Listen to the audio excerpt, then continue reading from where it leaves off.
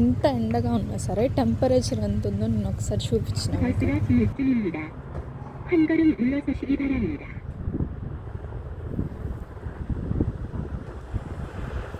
ఎంత ఉంది టెంపరేచర్, కానీ ఇంత ఎండగా ఉంది చూడడానికి మాత్రం. నా చేతులు అయితే అసలు పింక్ పింక్గా పిగిసుకుపోతున్నాయి.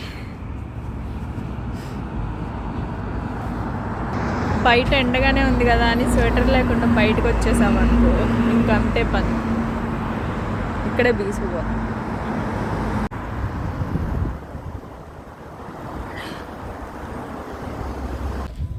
ఫ్రిడ్జ్లో ఐస్ తీసి పట్టుకుంటే ఎలా అనిపించిద్దో అలా అనిపిస్తుంది నా చెయ్యి ఇప్పుడు.